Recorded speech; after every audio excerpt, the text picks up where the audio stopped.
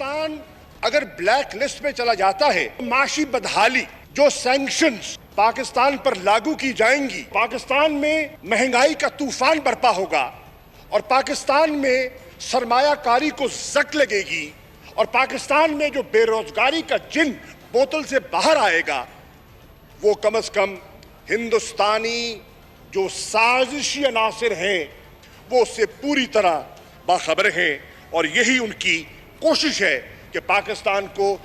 दुनिया में सियासत होती है लेकिन कौम के लिए। अगर हम हमारे मुल्क की बात करें, पाकिस्तान की, तो यहाँ पे सियासत क्यों की जाती है?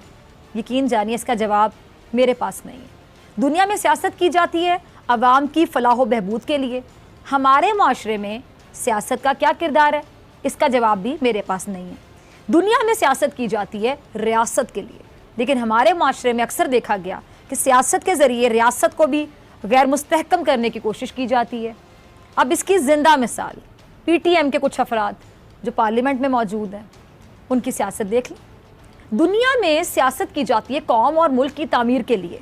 हमारे यहाँ सियासत करने की बड़ी वजह क्या है, इसका जवाब भी मेरे पास नहीं है। दुनिया में जितनी जमहूरी रियासतें हैं, उनके पार्लियामेंट में कानून साजी होती है। किसके लिए? जमहूर के लिए, अवाम के लिए, मुल्क के लिए। हमारे मुल्क के ऐवानों में क्या होता है, इसका जवाब भी मेरे ख्याल से मुझे देने की ज़रूरत नहीं है।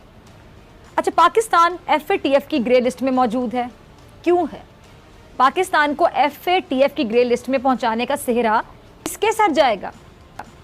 कोई ये जिम्मेदारी कबूल करने को तैयार ही नहीं है। कोई एक खुदा का बंदा ये बताने को तैयार नहीं है कि पाकिस्तान को ग्रे लिस्ट और ब्लैक लिस्ट में पहुंचाने वाले आखिर हैं कौन। और पाकिस्तान के लिए बहुत ज़रूरी है कि वो FATF की ग्रे लिस्ट से बाहर आ जाए। अब इसके लिए FATF ने पाकिस्तान को कानून साजी की भी हिदायत की।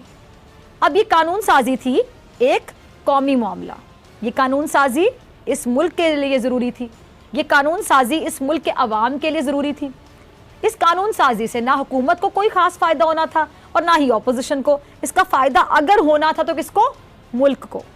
और हुकूमत, ऑपोजिशन, अवाम, तीनों को। एक सवाल, ऐवान क्यों बनाया गया?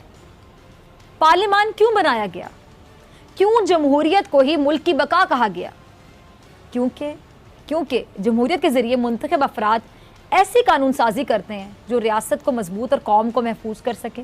अब आज मुझे इस बहस में जाना ना पड़ता कि FATF की ग्रे लिस्ट में पाकिस्तान को किसने पहुंचाया, अगर हमारे ऐवान, हमारे पार्लियामान से वो बिल मुस्तरद ना होते जिनको मंजूर कर लेने से पाकिस्तान का FATF की ग्रे लिस्ट में निकलने का इम्कान रोशन हो सकता था। और अगर पाकिस्तान FATF की ग्रे लिस्ट से ब्लैक लिस्ट में चला गया तो क्या हो सकता, क्या हो सकता? सोचिए, पहले जान लेते हैं, क्लिप देखिए। पाकिस्तान अगर ब्लैक लिस्ट में चला जाता है, माशी बदहाली जो सैंक्शंस पाकिस्तान पर लागू की जाएंगी, पाकिस्तान में महंगाई का तूफान बरपा होगा और पाकिस्तान में सरमायाकारी को जक लगेगी और पाकिस्तान में जो बेरोजगारी का जिन बोतल से बाहर आएगा, वो कम से कम हिंदुस्तानी जो साजिशी अनासिर हैं वो उससे पूरी तरह बाखबर हैं और यही उनकी कोशिश है कि पाकिस्तान को ब्लैक लिस्ट में धकेला जाए। पाकिस्तान FATF की ब्लैक लिस्ट से बचने और ग्रे लिस्ट से निकलने के लिए भरपूर कोशिश कर रहा है। FATF की ग्रे लिस्ट से बाहर आ जाने से फ़ायदा ना सिर्फ हुकूमत को होना है बल्कि ऑपोजिशन, और ये फ़ायदा पूरे मुल्क को होगा, कौम को होगा, मुल्क की मईशत को होगा, हुकूमत और ऑपोजिशन को। ये बिल मंजूर होने थे पार्लियामान से, क्योंकि पार्लियामान बनाया ही इसलिए गया कि वहाँ ऐसी कानून साजी की जाए जिसका फ़ायदा राह रास्त मुल्क को हो, कौम को हो। और खुशखबरी ये है कि FATF की ग्रे लिस्ट से निकलने के लिए जो कानून साजी होनी थी वो नहीं हो सकी। आप लोगों ने कब किसी की सुनी या सुनना चाहते थे? जितना चाहा कर्जा लिया, हर सरकारी इदारा तबाह कर दिया, सड़कें गिरवी रखवा दी, अवाम का पैसा कहाँ लगा, 30,000 अरब का कर्जा कहाँ लगा, किसने कितना सवाल कर लिया और आप लोगों ने किसको कितना जवाब दे दिया। FATF की ग्रे लिस्ट से ब्लैक लिस्ट में अगर चला भी गया तो किसी को क्या फ़र्क पड़ना है? किसी को क्या फ़र्क पड़ता है? अगर अल्लाह ना करे ब्लैक लिस्ट में चला भी गया तो अपोजिशन तो बहुत इत्मीनान के साथ इसकी ज़िम्मेदारी हुकूमत पर डाल देगी और ये मुतालिबा करेगी हुकूमत पर ज़िम्मेदारी डालते हुए कि इमरान खान साहब अब जल्द अज जल्द इस्तीफ़ा दे दें। अब ये तो अपोजिशन के लिए आप समझ लें कि सियासी तौर पर एक प्लस पॉइंट साबित होगा, लेकिन अफसोस इस बात का है कि इस मुल्क की सियासत में कोई जीते ना जीते, मुल्क और कौम ज़रूर हार जाते हैं, क्योंकि हमारे माशरे में ऐसे ही चलता है। कराची में होने वाली बारिशों से जो सूरत हाल है वो बहुत ज़्यादा संगीन हो चुकी है, और इल्ज़ामात ही हैं जो एक दूसरे पर लगाए जा रहे हैं, और इल्ज़ामात से यकीन जानिए ना नमाजी में कुछ हुआ और ना ही मुस्तकबिल में कुछ होने वाला है, क्योंकि इल्ज़ामात लगाना किसी बात का हल नहीं है, सोल्यूशन नहीं है। अब इख्तियारात की जंग से बाहर निकल कर मसाइल से जंग की जाए तो शायद बेहतरी नज़र आ सकती है, लेकिन तभी जब ये जंग की जाए मसाइल से। कराची के मामले पर वफाक और सिंध बदस्तूर आमने सामने हैं, हल किसके पास है किसके पास नहीं है। अब बहुत से लोग देख रहे हैं कि हल किसके पास है, पीपल्स पार्टी के पास है, एमकेएम के पास है, तहरीक इंसाफ के पास है, पाक सरजमीन पार्टी के पास है। और सबसे बड़ा सवाल, जिम्मेदार कौन है, जिम्मेदारी उठाने के लिए कौन तैयार है, कौन उठाएगा जिम्मेदारी। नकवी साहब, अगर आप मुझे अब सुन पा रहे हैं, आप वैसे पहले भी सुन पा रहे थे, आपकी आवाज़ ठीक नहीं आ रही थी, आई होप कि अब आपकी आवाज़ ठीक आएगी। तो मेयर कराची साहब को आपने भी सुना कि बाकायदा रोना ही शुरू कर दिया उन्होंने। अब आप सोच रहे हैं कि एक आम शहरी, एक आम पाकिस्तानी जब देख रहा है, प्रोग्राम देख रहा है या उनकी प्रेस कॉन्फ्रेंस देख रहा है, उनको रोता हुआ देख रहा है, उसकी क्या फीलिंग्स होंगी। आप फील कर सकते हैं कि मेयर कराची, इतने बड़े शहर का मेयर, इतना बड़ा ओहदा, और एमकेएम बहुत पुरानी जमात है, कराची में बाकायदा काबिज है। अब वसीम अख्तर साहब ऐसे रोना रो रहे हैं, लेकिन कुर्सी से भी चिमटे रहे इतने अरसे तक, कभी रिजाइन ना दिया, कुर्सी छोड़ने की हिम्मत ना हुई, लेकिन जब कुर्सी जाने का वक्त आया तो रोना शुरू कर दिया। फिर साथ ही ड्रामे के अल्फाज बोले, मतलब ये ड्रामा नहीं था तो और क्या था। उर्दू में अब आपके भी विधादी जमात है सर, उन्होंने ये सब कुछ किया है, आप लोग क्या हाथ पे हाथ धरे बैठेंगे। नहीं जी, देखिए मैं तो हक और सच बोलने का कायल हूँ, मगर बच्चे आंसू उनको, हम तो मैं कराची का आज से नहीं, हम तो नोहा पढ़ रहे हैं उस वक्त से जब बोरी बंद लाठी आती। हम उस वक्त भी नोहा पढ़ते थे जब इनके पार्टनर बैठे हुए थे तैमूर तालपुर साहब के अल्ताफ हुसैन साहब। हम उस वक्त भी कहते थे कि ऐसे लोगों को पार्टनर नहीं बनाया जाता, लेकिन इन्हीं ने उनको पार्टनर बना के उनको और ताकतवर करते गए। बड़ी मुश्किल से जान छुड़ाई है अल्ताफ हुसैन से, लेकिन अल्ताफ हुसैन के अब्बा जान भी हम मुसल्लत हुए हैं, तो मैं उनका नाम लूंगा तो यहाँ माहौल खराब हो जाए। लेकिन सूरत हाल यही है कि 12 साल गुजर गए, 5 साल से कम 22 अगस्त के बाद से इंक्रोचमेंट हटा देते। कितनी अक्लमंदी की बात है, जुलाई में बारिश होती है, जुलाई में नाले साफ करते हैं।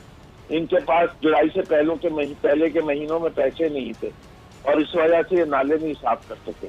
पता नहीं क्या वजह थी, बसें क्यों नहीं आई, उसकी भी वजह जो थी वो इंक्रोच थी, आपको पता है ना। और कूड़ा क्यों नहीं उठता, इसलिए कि लोग गोली मार देते हैं जो लोग कूड़ा उठाने आते हैं। और आपको पता है ना, पानी की लाइन जो है वो इसलिए नहीं बनी कि लोगों ने कहा कि हमें पानी नहीं चाहिए। और सीवरेज का प्लांट इसलिए नहीं बना कि लोगों ने कह दिया कि हम तो इस सीवरेज से खाद बनाते हैं, आप चुटने में क्यों डालते हैं, इसको ट्रीट क्यों करते हैं, इस पानी को इस्तेमाल करके हम पौधे उगाएंगे।